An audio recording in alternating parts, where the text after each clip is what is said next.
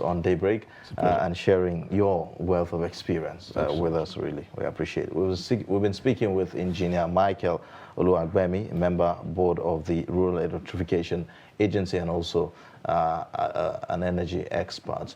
Well, now we'll take a short break, and then when we come back, we'll take a look at our second discussion on the program. Please stay.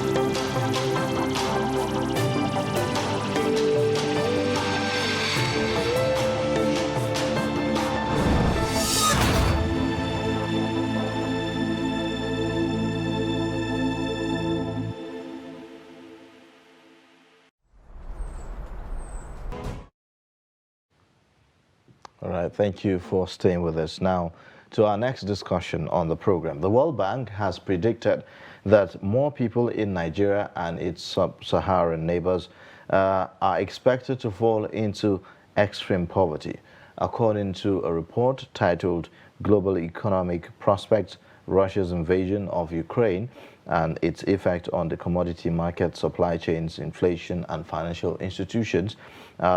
Conditions have intensified the slowdown in economic growth.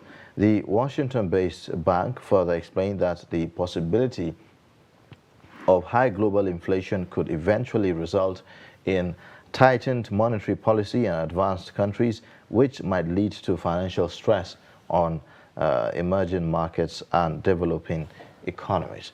Dr. Muda Yusuf is the Chief Executive Officer, Center for the Promotion of Private Enterprise. He is the immediate past Director General of the Lagos Chamber of Commerce and Industry. He joins us via Skype from Lagos for this discussion. Thank you for joining us on the program this morning.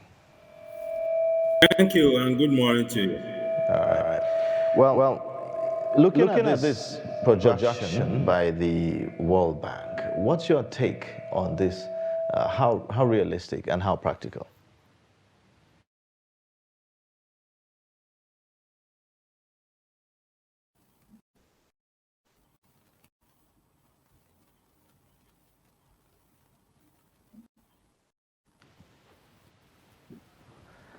Hello. Hello, Dr. Yusuf.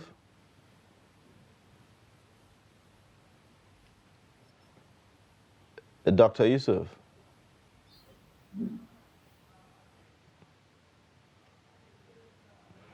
All right, it appears we've lost Dr. Yusuf. Dr. Yusuf?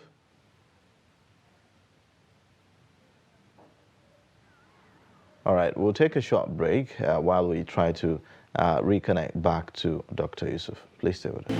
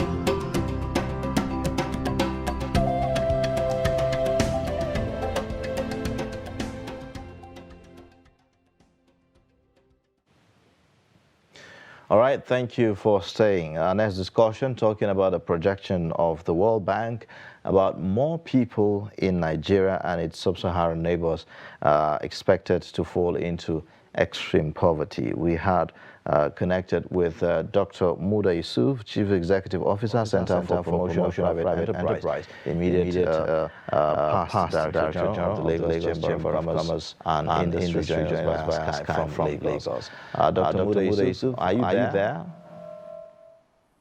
I'm here. I can hear you. All right. So just go ahead and give us your own take on the projection by World Bank about more Nigerians, to projected to experience more of poverty. Well, the projection is not out of place, especially when we look at poverty. And the biggest driver of poverty is inflation. And that is what the World Bank report was alluding to.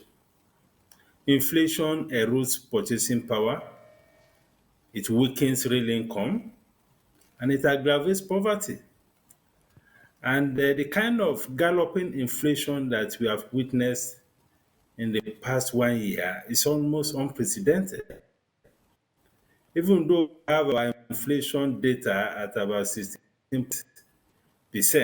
for a year, look at the basket of goods that are consumed by the poor, particularly in Nigeria.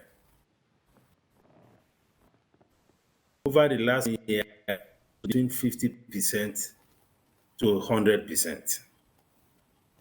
So that shows the enormity of the pressure on the particularly the poor. And this situation has been aggravated of insecurity, because the biggest pressure of inflation is coming from food inflation. There are some prices that have doubled. Some have even tripled last year. And these are the poor. So the insecurity has further contributed.